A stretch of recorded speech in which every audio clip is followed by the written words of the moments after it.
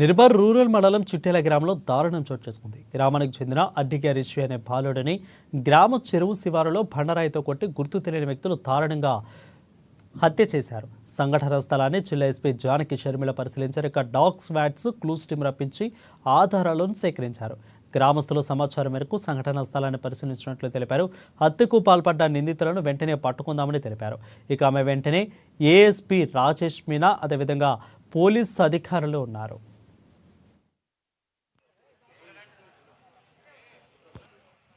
ఈ కిట్యాల విలేజ్లో మార్నింగ్ ఒక న్యూస్ వచ్చింది. అడిగల సుశాంత్ అనే 14-year-old బాయ్ మర్డర్ అయి ఉన్నారు అనేసి, ఎవరో రాయితో కొట్టి చంపారు అని ఒక న్యూస్ వచ్చింది. దాని విషయమై దర్యాప్తు చేయడానికి ఇప్పుడు మేమందరం ఇక్కడ చేరుకున్నాము. క్లూస్ టీం పిలిపించాము, డాగ్ స్క్వాడ్ కూడా పిలిపించాము. ఎవరైతే ఈ దుశ్చర్యకు పాల్పడ్డారో వాళ్ళని పట్టుకొని కఠినంగా శిక్షిస్తాము. దర్యాప్తు కొనసాగుతుంది. Thank you.